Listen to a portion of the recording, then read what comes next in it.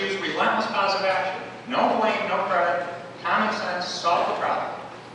Step forward, reinvent Michigan, and be proud to say we're creating a path that made a better place for all of us today, but for our kids and their kids.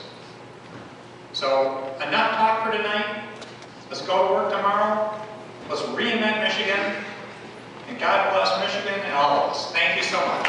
So the governor mentioned tonight that we're hired by the people of Michigan and we have a responsibility to provide good public services to the citizens. And I agree with that statement. Unfortunately, you look at the policies that he has signed into law in the past 2 years, and our middle class families are going to be paying more and more and more. I'm really concerned about our middle class families and what's going to happen when they look at their tax returns this year after all of the tax deductions that have been eliminated or reduced, and they're going to be paying more and more. And I don't think that is providing the best services for so many of our families that are struggling. He sort of went through a number of different things, that some of his accomplishments, but just a lot of other things that were going on around the state, some good feel-good stories, and those are always appropriate in the state of state to highlight the personal achievements of people and industry. The road funding issue is a big one. He's not the first governor, nor is this the first time he's mentioned that. The question will be whether anything will actually be done. He's been in office for 3 years now. Previous governors have also tried to tackle this issue. We don't see too many specifics in his statements today. Looking forward to see what he's going to propose and how he's going to implement it.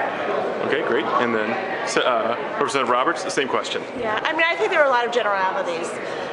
One of the things I'm most concerned about is he was making these very somewhat positive statements about education after almost $1 billion was cut last year.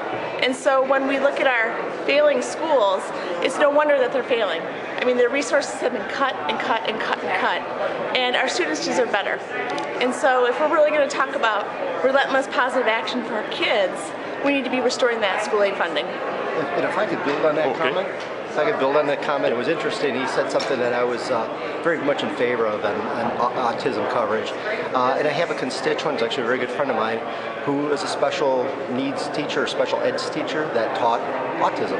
And because of some of the policies of this governor that cut funding to schools, he's lost his job. He's a talented young teacher with several years' experience. He's working on his master's degree, and he cannot afford to work as a teacher in the state. And this is a highly specialized area. We need talented people. They're dedicated people. Somebody like him that has a great deal of empathy with the students. But he has been forced out of that occupation because of the very policies that have eviscerated funding for public education in the state. That's where the state, if you look at the dashboard, we're running into a ditch. This is something that we really need, and it was sad that he really didn't address education and education funding in this address today.